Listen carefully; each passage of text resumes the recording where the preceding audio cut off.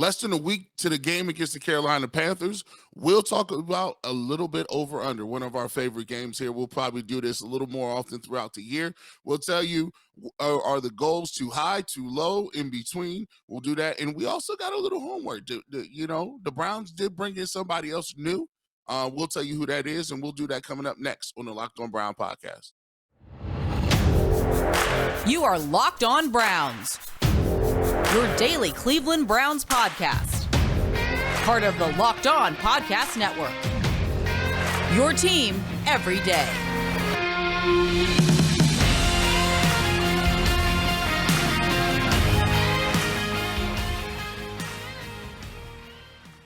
Welcome back, my friends, to the show that never ends, your daily delivery of all things Dog Pound, LGB on ELOB, the Locked On Browns podcast, brought to you by the Locked On Podcast Network, your team every day. Your hosts, Jeff Lloyd at Jeff_LJ_Lloyd, part of the Ultimate Cleveland Sports Show, 92.3 The Fans, The Barbershop, and of course, pregame, postgame coverage, Ohio State, the Cleveland Browns, one of the busier men in all of Cleveland, Garrett Bush at GBush91. We appreciate everybody who makes Locked On Browns their first listen every day, whether it's on your favorite podcast platform or, of course, now available on YouTube. Make sure you're subscribed on YouTube, notifications on, so you get the content as soon as it drops. Growth over there, closing in 3,000 subscribers. Hopefully we hit that number. That's the goal here for September 11th against the Carolina Panthers. As Garrett alluded to, Browns worked out veteran tight end yesterday, Jesse James. Jesse James started his career at Pittsburgh Steelers. It was a promising career. Moved on through free agency, Detroit Lions, a couple of years there, and just a bad situation with the Steelers.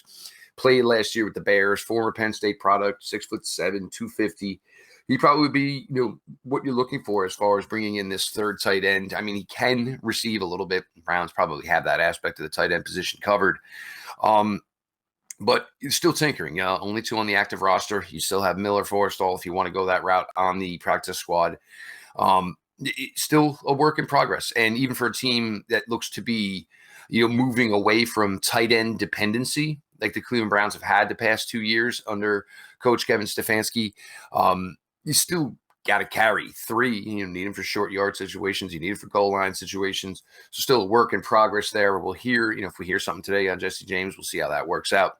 But still, Andrew Berry, every day tinkering, Garrett. Yeah, that's what he got to do. You always got to look to get better. And I think he's doing that. They bought Kellen Mound in the other day. And I think, tight end is a position that they like. Tight end is a position that they really covet, and tight end is a position that they have 2 guys that are dependable, 2 guys that they really really feel they can hang their hat on. And sometimes you want to go with 3 tight end sets, right? You can't go from 3 tight end sets to that's one of your popular formations till now. This year you only have 2 tight ends, so you can't really do too much of that. So I think it's a decent pickup, like you said. He's not going to blow you away with anything. He's not going to come in and, catch 60, 70 passes, but he can block a little big body. And, somebody that you could target in the red zone. And I think it's a solid look if they bring him in. I think he has some experience, a veteran, played in the division before. So, he's one of those little bit under the radar moves where you say, oh, okay, that's, kind of put a feather in your hat a little bit and say, okay, all right, that's decent. Let's see what he's about. So I don't think it's going to be anything you write home about, but, always looking to pick somebody up and fill those seats, especially at a position that you like. We're going to get to some over-unders here. With the Browns being off today, a little bit of rest here before you hit into game week next week. Preparations, going in as Browns get to open the 2022 season down in Carolina. And yes, Baker Mayfield. I'm sure that'll be a little bit of the dominant conversation. It'll be nice, though, to transition away come September 12th from Baker Mayfield. Never ceases to not be a headline around here. A lot of talk about 2 quarterbacks, and none of whom will play quarterback for the Cleveland Browns till the earliest of December. I guess we'll start with Amari Cooper here, Garrett. And I think, what'd you say the number was at? Like 1,000 as far as Yeah. the over? So yeah. Let's go ahead with we'll start the ball game with one Amari Cooper. We talked about whether or not he was going to get his money off, and let me see what the number I have here for him. All right, here we go. Over under 1,000 yards for Amari Cooper this year. I think we see 1,000-yard receiver in Amari Cooper. Because I think the Browns, as much as this team would be constructed if it was Deshaun Watson at the quarterback, this would be a lot of games, most likely, hopefully, where the Browns were leading. So towards the end of the game, you're going to, shut it down a little bit with your running game. You're going to lean on that running game, shorten games, try to close games out because you have faith in your defense. But I don't think that's going to be necessarily the case this year. And if you equate it also, Garrett, on the fact that it's a 17-game season, so you're literally talking, maybe 59 yards receiving a game for a player like Amari Cooper who comes in here. And look, there's going to be a lot of coverage on Amari. There's no question about it, because if I'm a defense coordinator and I'm looking at this team right now, if you're going to beat me, it better be Donovan Peoples-Jones. It better be David Bell. It better be Anthony Schwartz. I ain't letting Amari Cooper beat me. But the key is Amari Cooper is a sound route runner. People do not probably give him the respect he deserves in that realm. It's been quiet for him this summer, which I think is good because there's no film. Carolina's got no idea, what routes the Browns exactly want him to excel in, where they think they can feature him. For me, that's one I'm hammering definitely the over of. I think Amari Cooper is going to put together a real solid year for the Browns this year. And even understanding the fact it won't be Deshaun Watson for the first 11 games, he's just too good. They just need him. There's going to be so many opportunities for him. I think it's going to be interesting because I think Jarvis Landry, Odell Beckham Jr. are going to peak at a couple of Browns games and say, wait a minute, you can get a receiver 10-plus targets per week? Because that's all we were screaming about while we were there. I looked at this. This was the hardest one of the questions for me. I think he gets close to it, but I think he's under. I think he ends up with somewhere around anywhere from about 900 up to about the 1,000 mark. I think he ends up with like 950 or something like that. And the only reason I'm going with that is just because of the simple fact of I haven't seen him with Jacoby Brissett yet. I haven't seen. Now they could come out and be gangbusters. They could come out and have a great continuity. They could come out and have a really good, just chemistry with one another, getting throwing him the football. But I haven't seen him. I haven't seen Brissett, but a little handful of times. And I just think, I don't know. It's just when I look at Kevin Stefanski, he hasn't gotten, Jarvis. He hasn't gotten Odell to rock. He didn't get those guys the ball. So I don't know how much he's going to be a focal point of the offense. I do think he'll be productive. I do think he'll have about 900 yards, but I don't think overall that he will quite get to the 1,000-yard mark. Let's go to Kareem Hunt. Kareem Hunt, over under 1,150 all-purpose yards for Kareem Hunt. This is an interesting one, but I did like your point about Amari Cooper. This is a little bit on Coach Stefanski. Can you show that you can make it work with a guy who is a true number one receiver? It's a valid point on your part. Kareem Hunt, I think the first thing you're going to go to and come to here is a couple things. A, health. We've talked about it. I've mentioned it. One of the most things that were not mentioned about 2021 was the fact that Kareem Hunt missed 9 games. This team went 8-9. Can Kareem Hunt made a difference in 2 to 3 games, maybe turn the outcome in those games to the point maybe where the Browns were 10-7, maybe 11-6. I certainly think it could have happened even with the poor quarterback play. Could have found a way to lean on Kareem. And, the pass plays and the routes run by Kareem Hunt, I mean, they become secondary and third options for the quarterback. But Kareem Hunt always seemed to find a way to be open on those routes, much easier throws, much softer throws. The other question would be, is Kareem Hunt going to be here for 17 games? That's another question you would have as far as, what you're going to put there. And we've talked about this. We've talked about it a ton. I think the Browns are going to have to lean on the running game a little bit more than they would like, even though they did bring in Amari Cooper, even though they have higher expectations for David Njoku and Harrison Bryant. They did spend some draft capital on young wide receivers, but it should be running back dominated. You have Nick, you have Kareem, you have what should be the offensive line. So again, here, you figure in combined, probably 65, 70 yards a game. This one, I think he's actually going to end up falling just a tad bit short of. I think you're going to see Nick Chubb get a little bit closer to 20 carries per week. I think you're in a situation where you can't just not play Dearness Johnson. You can't just say because we have Kareem, we're not going to play Dearness. Dearness did everything that was asked of him. 5 yards per pop.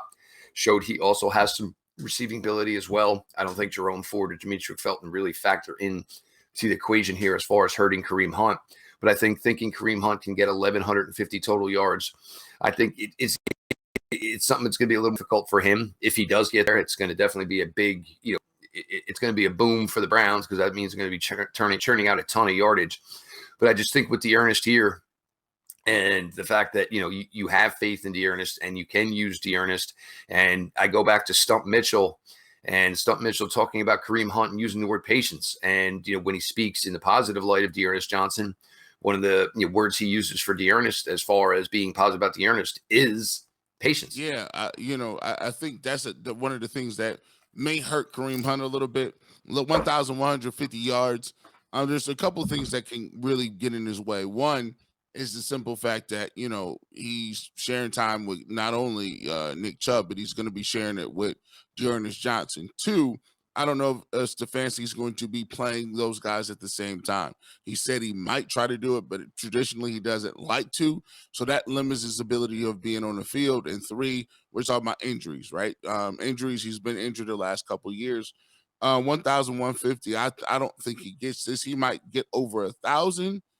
Which the Browns would take if he averages 1,000 all-purpose yards, but I don't think he gets to the 1,150 mark.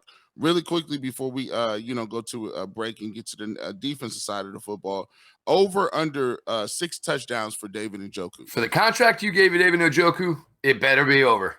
It better be over. I think Amari Cooper is going to make David Njoku's life easier. I think the fact that you're just going to feature David Njoku a little bit more.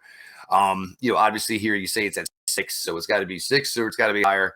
I'm going to take David Njoku, and I think it'll start early. I think you'll get a week. You'll get a week here in this first 4 weeks where you get 2 out of them, which should make that number easily attainable.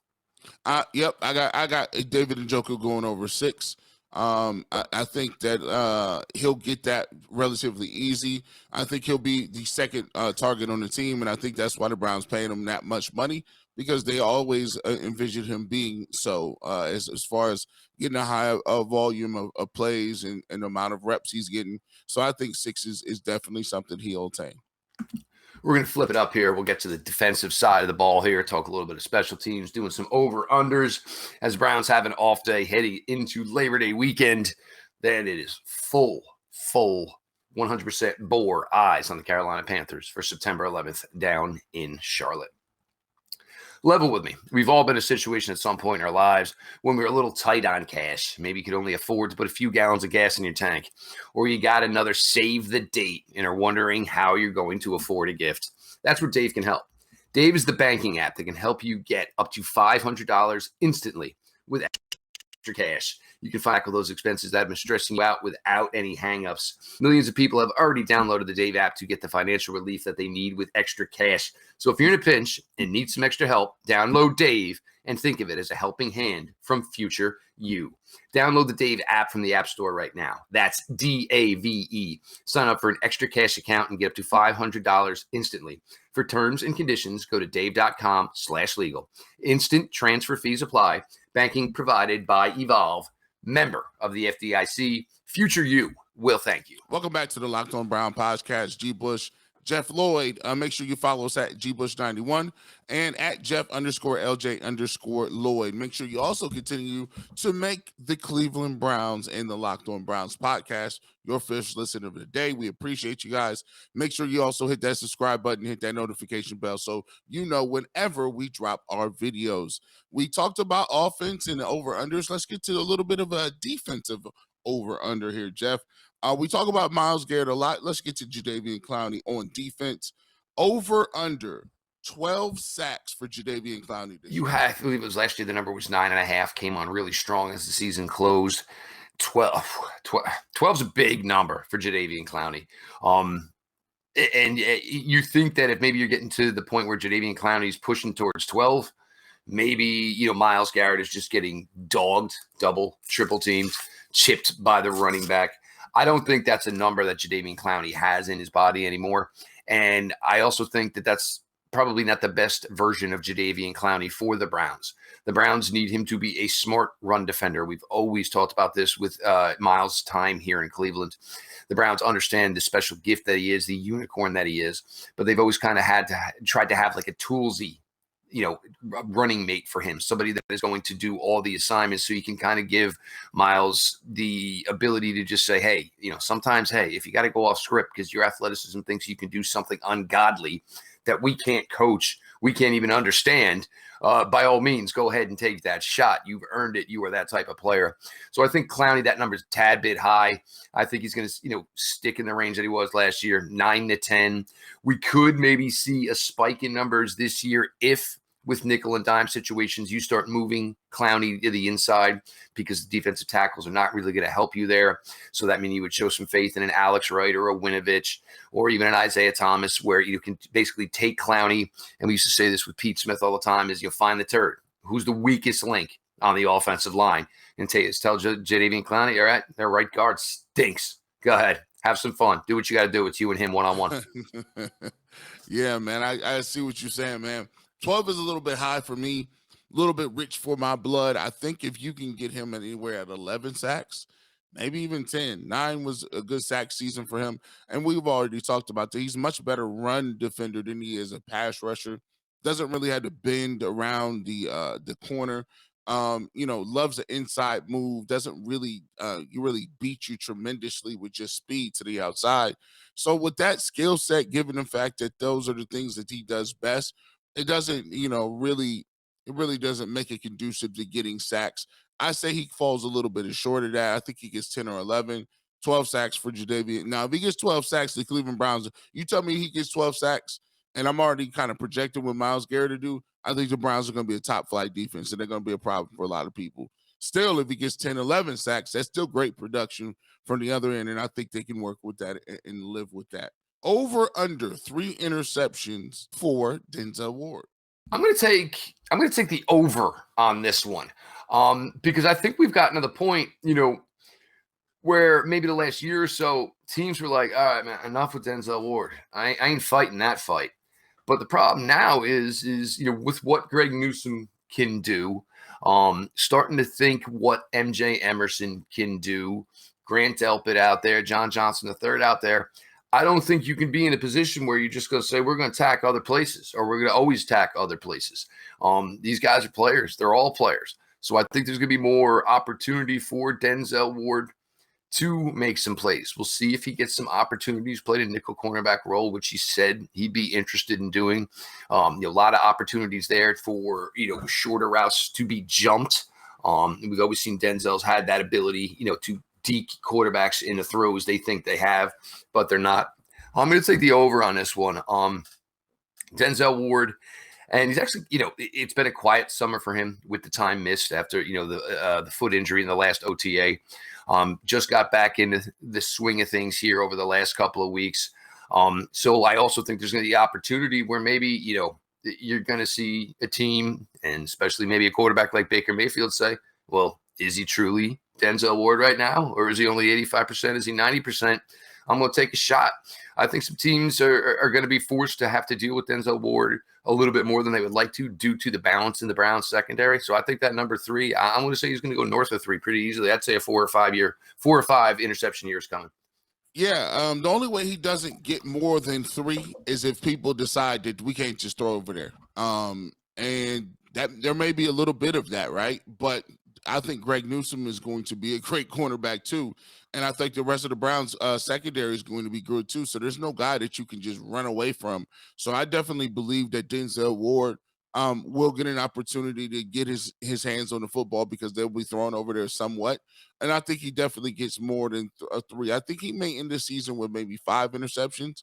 That's a lot, but if you can get 5 picks, once again, I'm projecting this defense to be one of the best defenses in the league.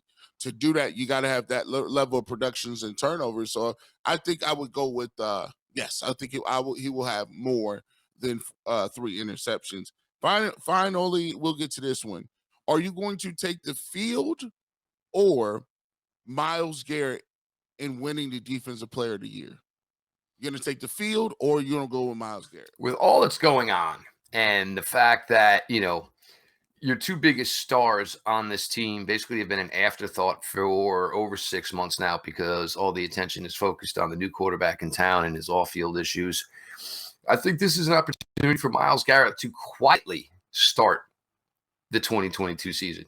Eyes are always going to be on Myles Garrett.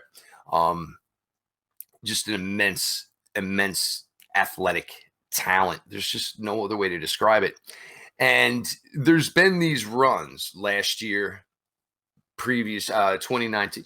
There's been these seasons where it really looked like it was trending there. And then something sort of derailed it. Last year, obviously, Myles had the groin injury late in the year. Not many people talked about it. It was pretty much a non-factor against Green Bay. That's how banged up and he was, over the last 2 or 3 games because he was banged up. Jadeveon Clowney actually looked like the better of the 2, which we know is not the case.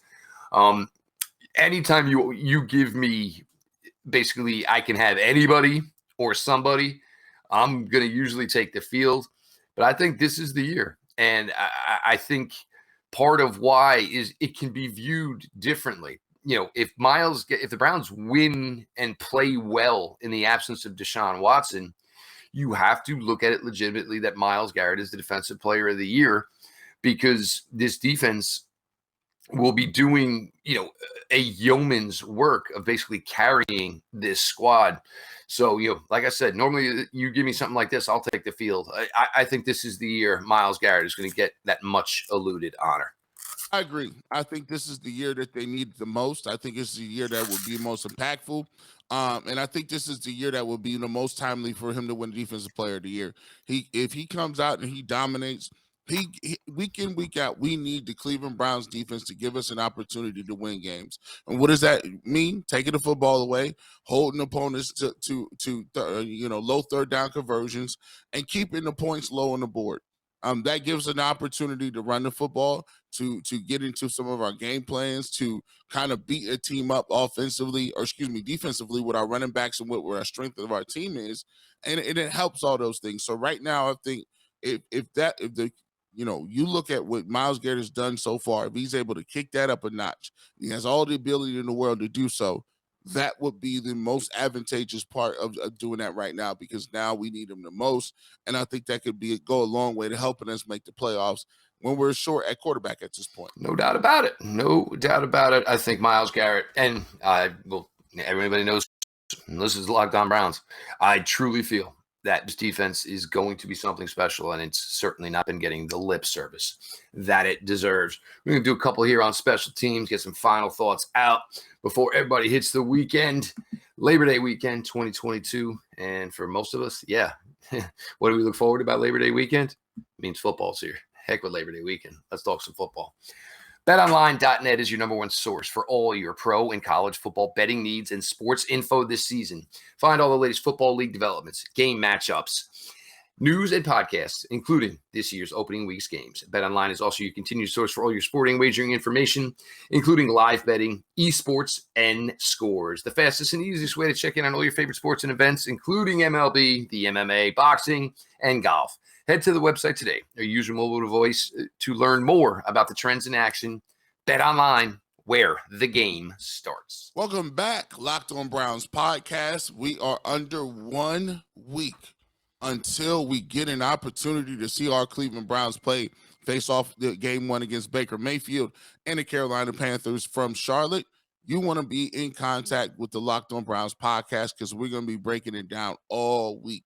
This is the place you need to be at. This is the place you want to be at when you're talking about week-to-week preparation. There's a lot of things you could talk about in terms of opinion and opining, and those things are all great. We love opinion. But one of the things that we do here on Locked On Brown Podcast, we talked about the specifics. We get into the weeds, and this is for a higher-thinking Browns fan. If you fancy yourself, a high-level thinker of the game of football, this is the place to be at every single week for your Browns to run up to the games. And this is the place. Make sure you subscribe on YouTube, download us wherever you get your podcast. Jeff, I'm gonna tell you what, we went through defense. Now let's get to special teams. 3 parts of the game. We did a really quick job at offense, defense, special teams. Cade York, over under. He hits a 62-yard field goal one time, at least a 62-yard field goal this year. This is the thing with this. And look, I love that there is the ability to do this. If we're going to do it and you want him to chase the record, let's just get this stuff out of the way early. Because, I think Cade York is going to be a fantastic kicker. But I think there's already been way too much Cade York talk as it is. The kid ain't Justin Tucker yet. So, let's not be giving this guy the lip service or the airtime until he proves to be somebody like Justin Tucker. And the other thing is look, it's only going to be about 3 or 4 weeks, probably right out the gate, that you'll have this opportunity. Trying a 62-yard field goal in First Energy Stadium past probably October 1st is just plain insanity. It really is just plain insanity. I mean, with the weather or the wind, the way it shifts off the lake, so many factors. Maybe you get an opportunity on a road game, more friendly, this, that, and the other thing. Certainly something you have the ability of to try to close out a half, which makes something special about having a guy with this type of leg. 62-yarder, yeah, I'm in. I think I'll get one. I think he gets one too. The reason I say so is because they've already hyped him up, and the first thing you got to do when you want to get the green light is you got to have some sort of hype behind you. Steph Curry didn't just wake out of bed and start shooting threes, right? There had to be somebody along the way who let him get that off, where he says, "Okay, well, I just saw him hit that from half court." Now, how many times you got to hit that from half court before they give you the green light? So after you get the green light, you're good, right? Some coaches won't even line you up from 60 plus because they're like, nah, we know what this is. Guys start returning them things for touchdowns. So you got to have the confidence of your coach, the special teams coach, and you got to have, most importantly, the leg. I think he has all 3. I think he will kick a 62-yarder and make it this year. Let's move on to return game. Will the Browns return a kick off return for a touchdown or a punt return for a touchdown in 2022? Will they get either one, a kick return or punt return, Jeff? Yes. Oh, and I'm gonna ask you, who's the guy to do it? Demetric Felton's going to bring back a punt for the Cleveland Browns this year. Okay. He's got wiggle, and I think it's going to be something where it's not even so much the punt return called. It's going to be like one of them sloppy ones where, what I'm saying, the ball hit the ground, kind of dorked a little bit to the left or the right, so it threw off the coverage. And Demetric Felton, one of the most impressive plays he had last year was against the Houston Texans, bubble screen. And, I'll always say, if you want to look at somebody who can maybe, return the ball as well, how do you find those type of players within the offensive scheme? You look for, bubble screens, those types of things. Basically, where you're setting up blockers, giving a guy a ball in space. I think Demetric Felton will take one to the house this year. Obviously, we would have thought this was going to be a slam dunk if Jakeem Grant was still here for this team. But I think it'll be a little flukish. Definitely there'll be a little ugliness to it. Like, it won't be this perfectly drawn up, oh my God, Mona Lisa punt return, that clinics will be based off of. But I think Demetric Felton's got that little loosey-goosey jerky in the open field ability where, some sort of shank punt, and he's able to, basically break 2 as he's fielding the ball, leaves a wide open space. And you got to keep in mind, he's going to have some fun, willing blockers in front of him. Because you're going to have talented players playing special teams. I mean, this team, you look at the 2 deep on this team, you're going to have players like Ronnie Harrison probably blocking for you on punt return, and you're looking to light somebody up. So, yeah, I think it'll happen. I'll go ahead and say yes, and I'll say they'll return a kickoff, right? And that's it for over-under. If you guys like that, if you like over-under, we'll continue we might try to do that during the week. Of the games, if you guys will put in the comment section whether or not you like that segment, and we might try to do this another time, Jeff. We try to keep it pretty regular and consistent during the regular season. As far as the coverage, you get pregame show, you get postgame show. Monday episode, we usually sit with John Costco, go through the film, those type of things. For newer listeners here, crossover Thursdays. So, sometime Wednesday for Thursday's episode, we're going to sit down with our Locked On host of whoever Browns are playing that week. Next week, it'll be Julian Council. He hosts Locked On Panthers. I think Julian's been with that show for about a year. He does a really, really solid job. It's a well-viewed, well-listened to show. There's the potential there for a monster guest ahead of week one. You know me, I never leak anything. I will never say a name until it's actually on the show because just so many things can happen. But yeah, we're going to try to roll out, some A-listers next week. Obviously you'll get everybody's thoughts process here, predictions as we're ready to, kick off this 2022 season. And again, going to be a little different because some changes. Now you can all watch it. You got Garrett's beautiful mug here with me every day. So we're going to have a lot of fun with this. He is Garrett Bush, Ultimate Cleveland Sports Show, 11 to 1, Monday through Friday. Guys are amped up enough for football season. If they could even mention the Cleveland Browns today, I'm sure they're going to go, a little banana berserk. Congratulations, all you Cavaliers fans, the addition of Donovan Mitchell. Check out a little Ultimate Cleveland Sports Show merch now available. So like I said, you want Garrett Bush's face on your chest, you now have the ability to do that. 11 to 1 on YouTube, 92.3 The Fans, The Barber Shop, Saturday mornings. Going to do, he's going to help out with some Ohio State coverage this year, post for Cleveland Browns. So make sure you're checking all that out at GBush91. Myself, Jeff Lloyd, at Jeff_LJ_Lloyd. Show itself, Locked On Browns, file back account. DMs are always open. Questions, ideas, thoughts, always available there. Appreciate everybody who makes Locked On Browns their first listen every single day, whether it's on your favorite podcast platform or, of course, available now on YouTube. Make sure you're following, subscribed on YouTube. Make sure notifications are on. So as soon as the content drops, it is there for you to digest.